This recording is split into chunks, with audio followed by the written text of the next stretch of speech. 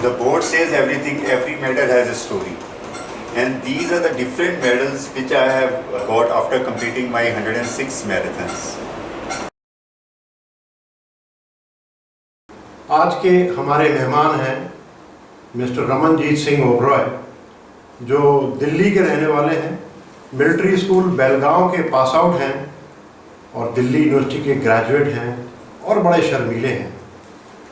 Captain cut के episode 5 में आप सभी का स्वागत है। काफ़ी समय तक नेशनलाइज्ड बैंक में कार्यरत रहने के बाद रमनजीत सिंह ओबरॉय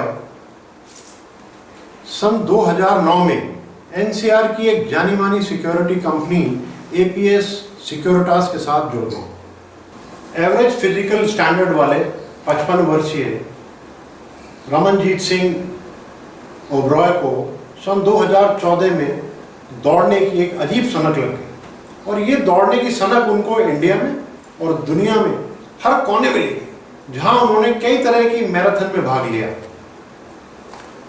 पर वो कहते हैं कि कुछ अरमान अभी भी बाकी हैं, इसीलिए उनकी तैयारी भी अभी जारी है।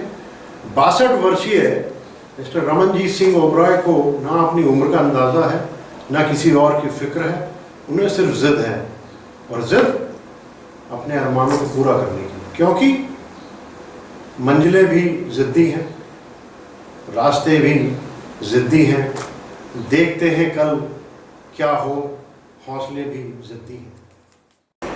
These are all Airtel half marathons, which is one of the prime marathons held in Delhi. These are the medals which a Super Sikh organization does in Delhi and in Anandpur Sahib. There are about 8 to 10 medals which I have won. These are about 10 full marathons which I have done. And rest are all half marathons, about 17 which I have done in different parts of country, including Ladakh, Shimla, Kumbhalgarh. Kumbhalgarh was one of the toughest half marathons I have done till now. Rest are all are in I have done in Bathinda. This one, there are different things I have done in. Most of them I have done in Delhi. Otherwise, in Punjab, Chandigarh, Amritsar, I have completed. तो अभी marathon दौड़ने वालों के हिसाब से सबसे ज़्यादा challenging event India में कौन सा है? इंडिया में full marathon, one of the best full marathons in India is Tata ultra Mumbai. Otherwise tough वाली अगर आप मानोगे तो tough is Ladakh. Last year I qualified for Khardungla which is 78 kilometers run. It was cancelled. Again I have qualified this year. I don't know whether that will happen or not. Let me explain one thing which I did, the 12-hour stadium run. I was very apprehensive of doing stadium runs, running those 400 meters for 12 hours. It was really cumbersome, I thought. After 6 hours मुझे लग रहा था कि मैं क्या पागलपंती कैसे भागे जा रहा हूँ। 400 मीटर भागे जा रहे हो। 4 बजे शुरू हुआ, 10 बजे, जब 10 बजे मैंने कहा चल 6 घंटे हो गए। देन रिवर्स जब काउंटिंग हो जाती है ना, उससे थोड़ा आपको ना मैराथन वाले को रिलीफ मिलता है। When you do 42 or anything, अब 42 करते हुए मैं क्या करता हूँ, I divide into 6 parts, 7 kilometers into 6. So जब 7 किलोमीटर हो जाता है तो मैं कहता एक पार्ट हो गया, 14 हो गया सेकंड पार्ट, थर्ड 21 हो गया, हाफ हो गया। 21 कोई भी आप रन करते हो ना, जब हाफ कर लेते हो ना, you get a bit relief. But जो नेक्स्ट हाफ होता है it's not easy. Full marathon में the game starts after 32 kilometres, the main game starts after 32 kilometres. उसमें आपका पूरा स्टेमिना चाहिए, आपको पूरा जो आपने प्रिपरेशन की है वो चाहिए। तो रमन, मुझे जिगर मुरादाबादी का एक शेर याद आ रहा है, बिल्कुल आपके ऊपर सही बैठता है। अपना ज़माना आप ही बनाते हैं अहले दिल, अपना ज़माना आप ही बनाते हैं अहले दिल, हम वो नहीं हैं जिसको जमाना बना गया। तो आपने तो खुद मुख्तार हैं, आपने खुद ही अपनी राह चुनी है। जिस बैकग्राउंड से आप जैसे बता रहे हैं कि कभी बचपन में एथलेटिक्स या स्पोर्ट्स में बहुत ज़्यादा एक्टिव नहीं थे और 54 साल की उम्र में आपने शुरू किया मैराथन दौड़ना, और 62 साल की उम्र में भी आप कहते हो कि नहीं तेरा नशेमन खिज़्र सुल्तानी के गुंबद पर, तू शाही है बसेरा कर पहाड़ों की चट्टानों पर। तो आप भी कह रहे हैं कि मुझे तो अभी और आगे और जाना है। रमन, जब 54 साल की उम्र में नौकरी पेशा आदमी रिटायरमेंट की प्लानिंग कर रहा होता है, जब वो ये सोचता है कि बच्चे बड़े हो गए, उनका कैरियर, उनकी लाइफ सेटल हो जाए और आप रिटायरमेंट के बाद क्या क्या करेंगे उसकी प्लानिंग कर रहे होते हैं, तो उस वक्त आप प्लानिंग कर रहे थे मैराथन दौड़ने की। तो ये आइडिया आपके दिमाग में क्यों आया? मैंने अपने एक जूनियर को एयरटेल हाफ मैराथन दौड़ते हुए देखा, तो मैंने सोचा चलो लेट मी ऑल्सो ट्राई। तो मैंने पहली बार जो एयरटेल में तब 7 किलोमीटर का एक रन होता था, वो 7 किलोमीटर मैं रन करने गया and I was on very happy कि मैंने 7 किलोमीटर बिना रुके हुए कर लिया। उसके बाद एट द एज ऑफ 54 पहली बार मैंने एयरटेल हाफ मैराथन दौड़ा और मैंने कभी ये सोचा नहीं था कि ये मेरा पैशन बन जाएगा, it will go into my head. मतलब जिसे कहते हैं ना, I sleep eat drink run. तो ये कहा जाए कि एक कीड़ा कुलबुलाने लगा 55 साल की उम्र में, और वो भी तब जबकि आपकी कोई एथलेटिक बैकग्राउंड नहीं है। बचपन में आप कभी कोई खेलकूद में हिस्सा लेते थे क्या? मैं मिलिट्री स्कूल बेलगाम से पढ़ा हूँ। अगर आप मेरे क्लासमेट्स या मेरे सीनियर्स जो 1-2 साल हैं या जूनियर्स हैं उनसे पूछोगे, I was zero in sports. एक भी हमारे टाइम मेडल्स नहीं मिलते थे, कप्स मिलते थे छोटे छोटे। We had all the sports in our school, पर मेरे पास आज तक एक कप नहीं था। और आई फील सो हैप्पी कि ये देखो 56-57 साल की उम्र में मेरे पास इतने सारे कप्स, 110 मेडल्स हैं, और अभी तो पता नहीं आगे क्या स्टोर है। मतलब दीज आर नॉट, देखो वो जो मेडल्स हैं, मेडल्स आपको मिलते हैं when you complete a marathon, but these I have one in my age category. मतलब 60 years and above में they have some categories, first, second, third. So all these I have won. अब ये जो सबसे पहले है, ये जो जिस कंपनी में मैं काम कर रहा हूँ, PC Toyotas, that is governed by a called Capsi. They have given me twice this medal, this trophy, marathon year of the award. पंजाबियों कहते हैं कि एवं ही बैठे बैठे किसी ने कहा मैराथन के बारे में चर्चा की और आप दौड़ने लगे। तो ये जो दौड़ना अभी रुकने वाला है या ऐसे ही दस्तूर जारी रहेगा आगे भी? Two things I tell everyone: age is just a number, और दूसरा miles to go before I start. तो आपका सीधे सादे शब्दों में ये कहना है कि रुकना नहीं है, सवाल ही नहीं। हाँ।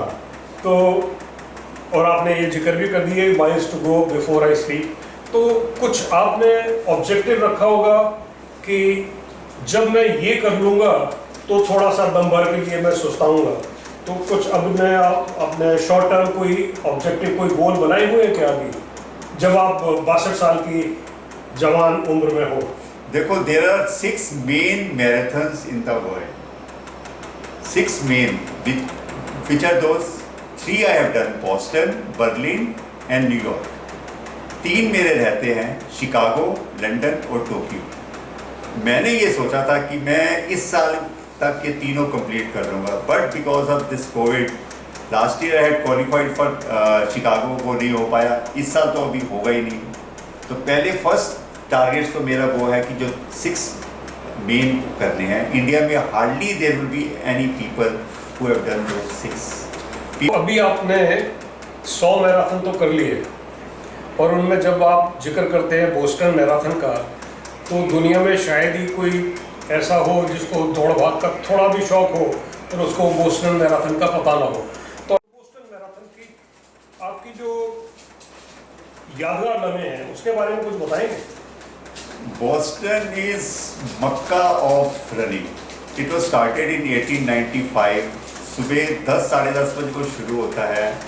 It's a straight run, 42 kilometre बिल्कुल स्ट्रेट चलता है. 50,000 से ऊपर लोग भाग रहे हैं. And you won't believe, about 90,000 people are cheering you for the whole group. मतलब इट्स समथिंग अमेजिंग. इंडिया में तो मतलब हम लोग कभी सोच ही नहीं सकते जो रन्स बाहर हो रहे हैं ना, कैसे पीपल चीयर अप करते हैं. तो माहौल है जो वहाँ पे, इट्स अनइमेजिनेबल. इवेंट में मैंने देखा है, मैराथन इवेंट में, लॉन्ग डिस्टेंस रनिंग इवेंट में, जहाँ स्पेक्टेटर्स आते हैं और दौड़ने वालों के साथ साथ दौड़ने लगते हैं एनकरेज करने के लिए. कई बार मुझे लगता है कि उससे दौड़ने वाले का कंसंट्रेशन भी वीक होता है. तो ये जो साथ में दौड़ रहे हैं और क्राउड चीयर अप कर रही है, तो दौड़ने वाले के मोटिवेशन पर पॉजिटिव इम्पैक्ट होता है क्या? नहीं, अगर जो लेट्स से अगर मैं 42 किलोमीटर भाग रहा हूँ और मैं 37 के बाद आई एम फीलिंग टायर्ड, अगर मेरे कोई फ्रेंड्स आके साथ में भागने लग पड़ेंगे, it's a positive thing. They cheer you up कि तेज़ करो और करो, थोड़ा 5 किलोमीटर रह गया. It's a positive thing, not a negative. अब जैसे मैं आपने ये बात पूछी, मैं आपको छोटी सी बात बताता हूँ. When I did comrades ultra marathon which is of 88 kilometres in south Africa. It's a straight run, जैसे मतलब दिल्ली से शुरू होकर पानीपत में ख़त्म हो जाए. You cross 5 cities. इतना लोग आपको चीयर करते हैं, इतनी फैसिलिटीज़ हैं, मतलब तब आप भूल जाते हो कि मैंने इतना पैसा खर्च करके आया हूँ. But then the facilities and the people cheer you up, तब आपको लगता है नहीं मेरा पैसा बचा. एथलीट ने बताया था कि लॉन्ग डिस्टेंस रनिंग में आधे रास्ते में ही आके अमूमन सारे एथलीट का एनर्जी ख़त्म हो जाती है. उसके बाद तो वो डिटर्मिनेशन पर ही दौड़ते हैं, तो वो एनर्जी पर नहीं डिटर्मिनेशन पर दौड़ते हैं. तो ऐसा होता है क्या वाकई में? 3 चीज़ें हमेशा आपको याद रखनी चाहिए. कोई भी स्पेशली रनिंग के लिए 3 चीज़ें बहुत ज़रूरी है. डेडिकेशन, डिसिप्लिन और डिटर्मिनेशन. वो बहुत ज़रूरी है. जब तक आप में वो नहीं आएगा, नहीं कर सकते. 2015 अगस्त में मुझे चिकनगुनिया हुआ था, तो 10 days I was at home. उसके बाद अगस्त 2015 से लेके आज तक एक भी ऐसा दिन नहीं है जब मैंने अपनी रनिंग या वॉक की. आपका स्टेमिना तभी ग्रो हो सकता है if it's on a continuous daily basis. मैं ये नहीं कहता सबको कि डेली भागो, आपका भागने का दिल नहीं कर रहा, पर at least go in the morning, do walk 4 kilometre 5 kilometre. अब जैसे मैं इससे न्यूयॉर्क से वापस आ रहा था, तो मेरी अबू धाबी में फ़्लाइट 5 घंटे की वो था नेक्स्ट फ्लाइट के लिए. मैं वहाँ पे भी 5 किलोमीटर एयरपोर्ट में वॉक किया. जब आप जाते हैं बाहर दौड़ने के लिए तो खर्चा तो काफ़ी होता होगा, और ये सारा शौक में आप अपने खर्चे खुद ही उठा रहे हैं.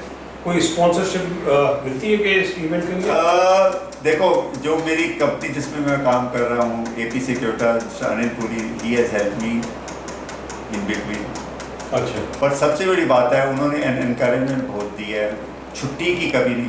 मैंने 2019 में 4 इंटरनेशनल रन्स किए हैं. बॉस्टन, न्यूयॉर्क, कॉमरेड्स और बर्लिन. कम से कम मैंने 1.5-2 महीने टोटल लगाए हैं. पर उन्होंने एक बार भी मुझे ये नहीं कहा कि नहीं छुट्टी पे जा रहे हो या ये नहीं आप कर सकते.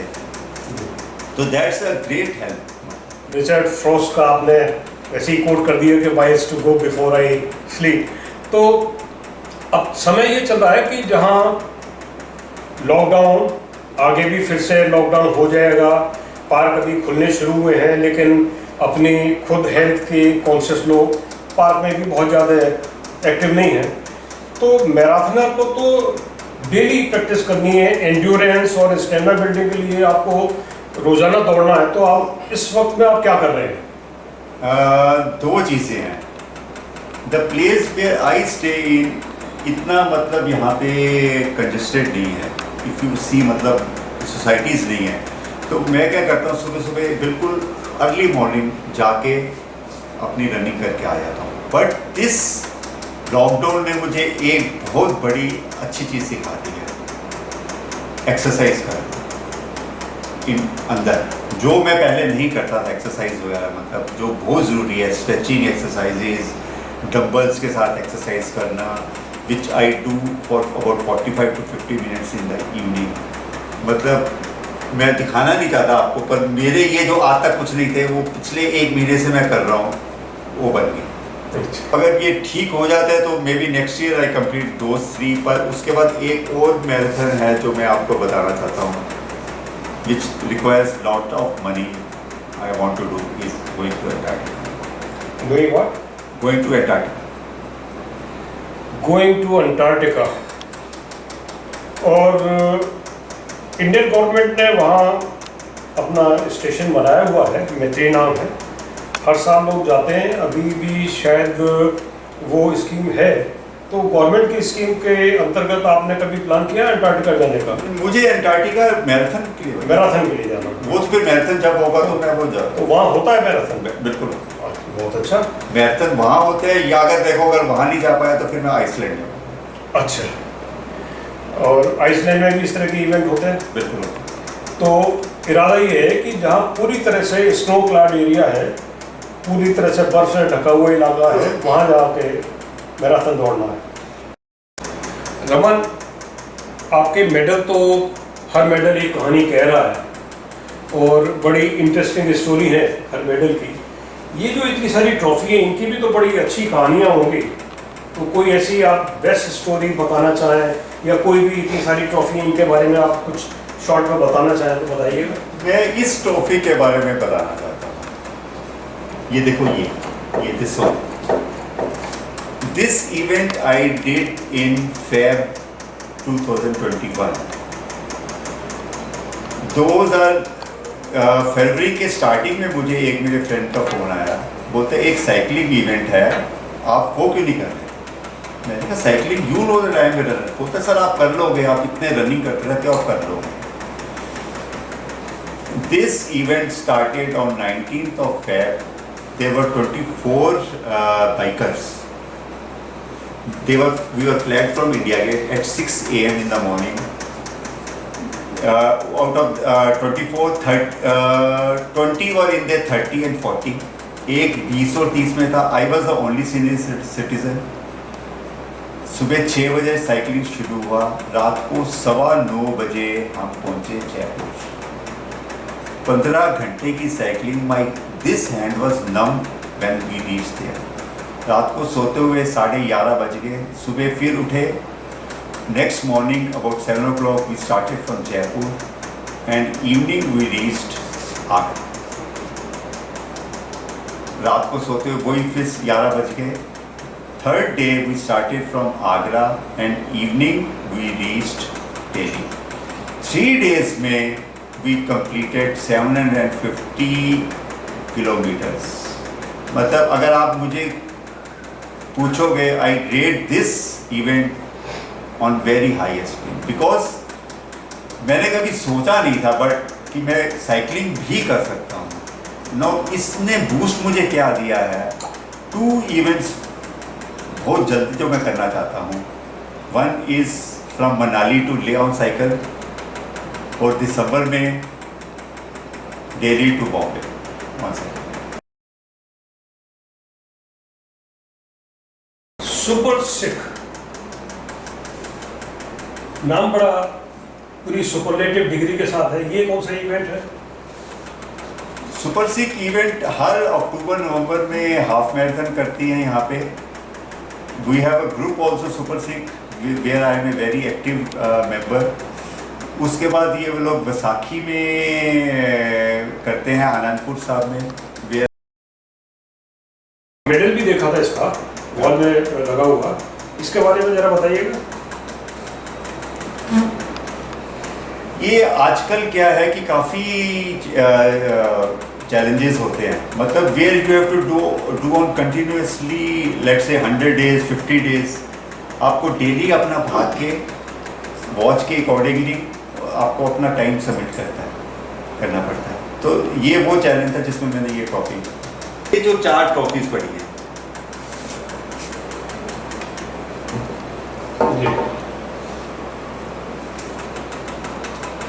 ये 100 days वाले कराते हैं। ये 50 अगस्त में क्या करते हैं कि 5 इवेंट ही आपको करने को बोलते हैं। 5 किलोमीटर, 10 किलोमीटर, 21 किलोमीटर, 42 किलोमीटर और 42 से ऊपर। तो इन सब में एज कैटेगरी में आई केम फर्स्ट 60 एंड अबव। तो अब एक सवाल मेरे दिमाग में ये आता है कि आप अभी भी दौड़ने में एक्टिव हैं, आगे भी पार्टिसिपेट करते रहेंगे, आपका ये इरादा है भी। इस वक्त आपने 102 मैराथन कर लिए, 106 मैराथन। तो आपके एज में 106 मैराथन करने वाले कुछ और भी होंगे हिंदुस्तान में? हैं, बहुत ज़्यादा नहीं। जब मैंने फर्स्ट या सेकंड एयरटेल हाफ मैराथन की थी, तो जो रन से एक दिन पहले जब हम लोग अपना बिग कलेक्शन के लिए जाते हैं, तो there I saw marathon runner who was selling a book. तो मैंने उसको पूछा what is this. I was a new person, मेरे को कुछ भी नहीं आइडिया था। बोलता है आई हैव डन 54 मैराथन्स। उसने 54 मैराथन्स करने के बाद बुक भी छाप दी थी। मैंने कहा 54 marathon, I was very surprise. बोला आज देखो मैंने 106 कर दी। तो फिर लिख डालिए आप ये किताब। I am waiting for someone to write on my. अच्छा, तो ये मतलब आप आउटसोर्स करना चाहते हैं someone to write your story, and story is quite motivating, encouraging to youngsters. तो 106 मैराथन, स्टिल एक्टिव होंगे ऐसे शायद जिन्होंने आपके बराबर या आपसे ज़्यादा भी कर रखे होंगे, लेकिन मैंने भी थोड़ा सा सर्च किया था, वो अभी एक्टिव रनर नहीं है। 60 एंड अबव बहुत कम है। जितना मतलब जिस हिसाब से मैं करता हूँ कि मुझे डेली करना ही करना है। अब जैसे मैंने आपको बताया है कि लॉकडाउन में मैंने एक्सरसाइज और ये सब करना शुरू कर दिया है, तो वो मुझे करना ही करना है। तो खान पान तो बड़ा विशेष रूप से आप बड़े ध्यान रखते होंगे, किस तरह की आप डाइट लेते हैं? खाने पीने के मामले में मैं हमेशा से बहुत पर्टिकुलर था, बट इस रनिंग ने सबसे बड़ी चीज़ मुझे जो दिला दी है, it's about 5.5 years now I have stopped drinking.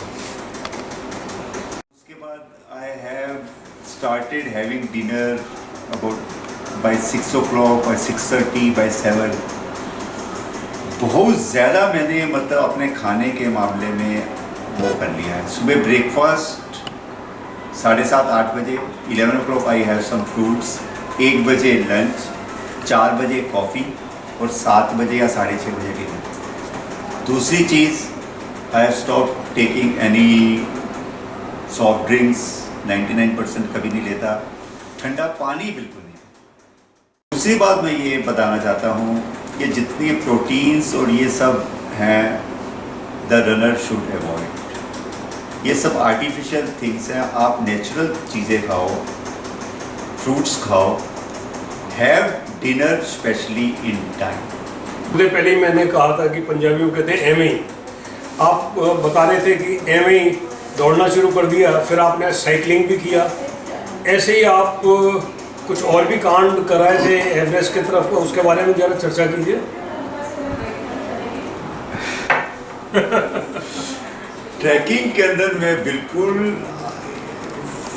First and the last जो ट्रैकिंग मैंने की है, that's going to Everest base camp.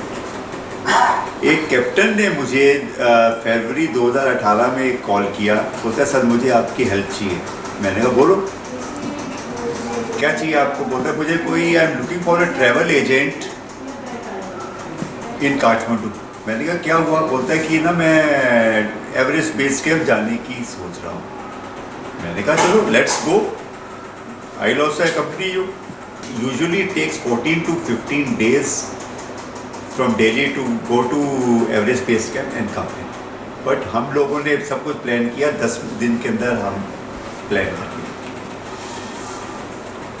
We went to base camp. We reached there on the 5th day without any halt. मतलब सुबह चलते थे, शाम को एक जगह गए, halt किया। जो बेस कैंप है वहाँ से क्या है, एवरेस्ट नहीं दिखता। उसके लिए आपको next morning you have to go to Kala Patthar which is a mountain, but वो पूरा काला है। वो रात को मुझे कैप्टन बोलता है which he was half of my age, बोलता है सर मैं काला पत्थर ऊपर नहीं जाऊँगा। मैंने कहा क्यों। बोलते हैं कि आप सुबह सुबह स्टार्ट कर दोगे, फिर हमने डिसेंड करना है, I can't do so much. मैं 3 बजे उठा, 3:30 बजे पोर्टर को लिया और ऊपर काला पत्थर गए। What a view, what a morning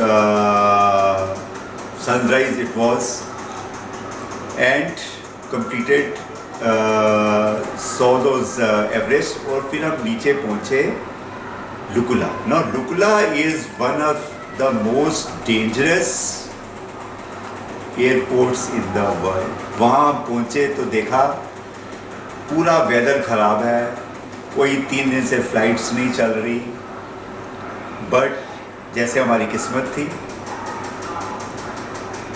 सुबह वेदर क्लियर हो गया और वी रीच काठमांडू। पर उसके ऊपर मैं एक छोटी सी और बात बताना चाहता हूँ आपको। जब हमने जाना था काठमांडू से Lukla flight, it's just 20 minutes flight, 12 या 14 सीटर है। हम लोग वहाँ पहुँचे सुबह, वो बोलते हैं जी हमारा तो एक एयरक्राफ्ट है, आप आज नहीं जा सकते। वी और सरप्राइज। मैंने कहा एक दिन ख़राब हो गया तो कैसे करेंगे हम लोग जाके बैठ गए। 1 घंटे बाद मेरे दिमाग में ऐसे ही आया, आई वेंट टू दोज जो वहाँ पे लड़कियाँ थी टिकट वाली। मैंने बोला we are from Indian army, हमें जाना बहुत ज़रूरी है। तो बोलती ठीक है सर आप बैठो। आधे घंटे बाद वो आई, बोलती है हमारे पास 1 सीट है। मैंने उस कैप्टन को बोला तो चला, मैं देख लूँगा। As my luck would have been, 1 घंटे बाद I also went. When we reached Lukla, मेरे को कैप्टन ना दिखे। इतने में एक पोर्टर मेरे पास आया, बोलता है आप रमन जी? तो मैंने कहा हाँ। बोलता ये बात करो। वो जो हमने एक सिम डलवा लिया था लोकल, वो भी मैंने कैप्टन को दे दिया। मैंने उसको बात किया, मैंने कहा संदीप कहाँ पे हो आप? बोलता है सर मैं तो काठमांडू में हूँ। मैंने काठमांडू में? बोलता है जैसे ही लकुला में फ्लाइट लैंड करने लगी थी वेदर खराब हो गया था, पर I am back to Kathmandu. So this was one incident which I wanted to share। मतलब अगर किसी ने कुछ करने की ठान ली है, कुछ भी जिंदगी में कर सकता है। खुद ही को कर बुलंद इतना कि हर तकदीर से पहले खुदा बंदे से खुद पूछे, बता तेरी रजा की। रजा। तो कुछ ऐसा होता है कि फिलोसफिकल प्रिंसिपल एक शिव खेड़ा ने बड़े पॉपुलर किया कि कॉन्स्पिरेसी ऑफ प्रोविडेंस में क्या होता है कि ऐसा लगता है कि जैसे शाहरुख खान ने पिक्चर में कहा ना कि साजिशें होने लगती हैं, सब कुछ अपने आप होने लगता है, और आप ऐसा सोचते हो कि अगर आप प्लान करते तो भी इतना एग्जीक्यूट फाइनली इतने रिफाइन तरीके से नहीं होता। तो आपका तो वही लग रहा है कि कॉन्स्पिरेसी ऑफ प्रोविडेंस, कि आपके भाग्य ने पहले से ही तय कर रखा था कि ऐसे ऐसे ही होना है। बहुत कुछ हो रहा है पूरी दुनिया में, भागने दौड़ने वाले अलग अलग तरीके से खुद अपने लिए चैलेंज बना रहे हैं। तो एक बड़ा पॉपुलर चैलेंज है आयरन मैन ट्रायथलॉन। इसके बारे में कभी कुछ आपने प्लान किया है, विचार किया है? इंडिया में 60 एंड अबव आयरन मैन करने वाले बहुत कम होंगे। The day I learn swimming, I assure you one thing, you will see me doing iron man. हौसला नहीं छोड़ूंगा कि मुझे सोचा हुआ है कि वो करके ही रहूँ। अचीव परफॉर्मेंस रिकॉर्डेड आपका जो वो है परफॉर्मेंस, वो साइकिलिंग में और मैराथन में तो एस्टेब्लिश्ड है। तो स्विमिंग जब आ जाएगा तो आप कह रहे हैं कि प्लान करेंगे, तो उसके अलावा आसमान में बहुत और सितारे हैं, कोई एक नज़दीक का सितारा आपने सोच रखा है जिसको और तोड़ना बाकी है? Running is my number 1। और मैंने साइकिलिंग कर ली या मैं स्विमिंग कर ली, वो बात बिल्कुल सही है, पर रनिंग ऑलवेज माई प्रायोरिटीज़। क्योंकि मुझे आप कभी भी उठ के बोलोगे, आप जैसे आपके आने से पहले आज मेरी ग्रैंड डॉटर का बर्थडे है, इतना हॉट और ह्यूमिड था, पर मैं सुबह 5:15 बजे भागने चला गया और I finish my half marathon in 1 hour 15 minutes आज की डेट में, विच इज़ नॉट इजी। हमारे जो देखने वाले हैं कैप्टन्स कट में बेसिकली हमारा फोकस ये रहता है कि नव युवाओं को आप जैसे लोगों के साक्षात्कार के माध्यम से प्रेरित करें और उनको बताएं कि करने के लिए बहुत कुछ बाकी है। और बहुत है आसमान और बहुत है बुलंदियों पर उनके निशान जो वहाँ पहुँच सकते हैं आप लोगों से प्रेरणा पाकर। तो नवयुवाओं को आप कोई संदेश देना चाहेंगे?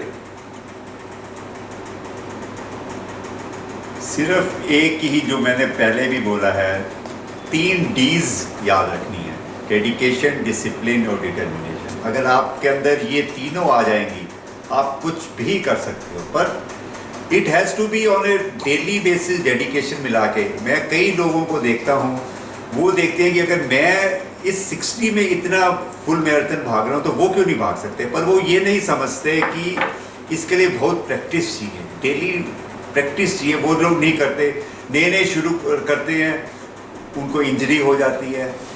ऐसा नहीं करना पड़ता, ऑन ए डेली बेसिस आप 8 किलोमीटर 10 किलोमीटर ऐसे करो। अगर आप एक साथ आपने रनिंग नहीं स्टार्ट की और आप 21 की तरफ भागने से शुरू कर दोगे तो आप नहीं कर सकते। It has to be slowly and steadily if one has to achieve anything. Captains cut में जो हमारा टैगलाइन है, पैशन टू प्रोफेशन, और रिवर्स में दूसरा टैगलाइन है, प्रोफेशन टू पैशन। आप दूसरी कैटेगरी में क्वालिफाई करते हैं कि आप प्रोफेशन से जुड़कर भी पैशन को इस तरीके से फॉलो कर रहे हैं कि अब ऐसा लगता है कि वही आपकी पहचान है। और जितने आपने मैराथन दौड़ लिए, उतने किलोमीटर का अगर हम हिसाब रखें और उनकी तैयारी से पहले आपने कितने किलोमीटर दौड़ा होगा, तो उनका भी अगर हम एक एवरेज निकालें तो गाड़ी अगर इतने किलोमीटर चलती है तो वो तो यूज़फुल किलोमीटर कवर कर चुकी होती है। लेकिन ये गाड़ी तो अभी चलती जा रही है और दौड़ रही है, काफ़ी अच्छे से दौड़ रही है। तो इसमें आपकी फैमिली का तो पूरी तरह से सपोर्ट ज़रूर रहा होगा, कंट्रीब्यूशन रहा होगा। कभी उनकी वजह से कोई अड़चन आई है क्या आपको? फैमिली के कमिटमेंट ने कभी आपको परेशानी में डाला है आपके अपने प्रोफेशन और पैशन को फॉलो करने के लिए? Family has always been very very supportive with me. अब जब मुझे बेस कैंप जाना था और मैंने फेसबुक में डाला उसके लिए, तो मेरी डॉटर ने मैंने देखा एक मैसेज डाला है, तो आई थॉट कि उसने बोला होगा कि आप क्यों जा रहे हो। But when I saw her message, उसने अपनी एक दूसरी फ्रेंड को जो पहले काठमांडू गई हुई थी उसको बोला कि प्लीज़ हेल्प माई डैड। उसके बाद wherever I have gone, चाहे वो इंडिया में हो बाहर हो, the family has never said कि आप क्यों जा रहे हो। इनफैक्ट इस पैशन ने इतना ज़्यादा मुझे अचीवमेंट दी है, जो मुझे 35 इयर्स की सर्विस में भी इतना रिकॉग्निशन नहीं मिला जो मुझे पिछले रनिंग में पिछले 4 या 5 साल से। कि नौकरी करने वाला इंसान बड़े लंबे समय तक ड्यूटी छोड़ के बाहर जाए तो बहुत परेशानी होती है, छुट्टी लेनी पड़ती है, अक्सर इस तरह की लंबी छुट्टी मिलती भी नहीं है, और कुछ फाइनेंशियल सपोर्ट भी होता है, स्पॉन्सर्स भी लेने पड़ते हैं। क्या आपको स्पॉन्सर्स वगैरह की ज़रूरत पड़ी है और आसानी से मिल जाते हैं आपके इवेंट के लिए? एक शूज़ ही आज की डेट में 18 से 20,000 आते हैं। अब ये सोचो, एक रजिस्ट्रेशन के लिए $200 आपको देने हैं, जूते अगर चाहिए आपको वो 18 से 20,000 चाहिए, टिकट्स, होटल्स, आने जाने का खर्चा, हर अगर बाहर जाने का इवेंट का कम से कम खर्चा 1.5 से 2 लाख है। इंडिया में स्पॉन्सरशिप बहुत बहुत बहुत मुश्किल है, तभी इसी वजह से इंडियन स्पोर्ट्स में आगे नहीं बढ़ पा। I have seen runners who ask for shoes, ask for t-shirts when I go for my running in the morning. जो गरीब घर के लड़के हैं उनके पास जब भागते हुए मतलब टी-शर्ट्स तक नहीं, शूज़ तो बात छोड़ ही नहीं। आपका मैं पूछ रहा था कि क्या इस तरह के इवेंट में पार्टिसिपेशन में आपको कोई अड़चन आती है क्या? देखो, इतने साल जॉब किया है, जो अगर अपने पैशन के लिए अगर आदमी नहीं करेगा ना तो कोई फ़ायदा नहीं है। उस पैसे का क्या फ़ायदा जो आपके अकाउंट में पड़ा है और आपने अपने बच्चों के लिए छोड़ के जाना है और अपने ऊपर नहीं खर्च करोगे। एग्जैक्टली मेरा तो ये कहना मतलब है, मतलब देखो, हमने अपने बच्चों को पढ़ा दिया, सब कुछ कर दिया। अगर आप, मेरा ये पैशन है कि मुझे अंटार्कटिका के लिए 5 लाख चाहिए या मुझे लंदन जाने के लिए 1.5 लाख चाहिए, तो मैं तो खर्च करूँगा। तो अंटार्कटिका आपकी लिस्ट में है? बिल्कुल लिस्ट में। अच्छा, तो यही इसी बात पर हम फोकस करते हैं कैप्टन कट में, जहाँ हम कहते हैं passion to profession and profession to passion. तो आप एग्जाम्पल हो कि कैसे जब आप पैशनेट होते हो तो खर्चा और परेशानियाँ बहुत सेकेंडरी लेवल पर आ जाती हैं। प्राइमरी लेवल पर तो आपका वो मोटिवेशन, वो उस एक्ट के लिए जिसके लिए आप डेडिकेटेड हो, वो रहता है। तो it has been singular pleasure of captain cut, Mr. Ramanjeet Singh Oberoi. We have been very happy and privileged to interview you. You are very kind and considerate to spare your precious time for us. Thank you very much. God bless you. Thank you so much. Thanks for coming over here. Thank you.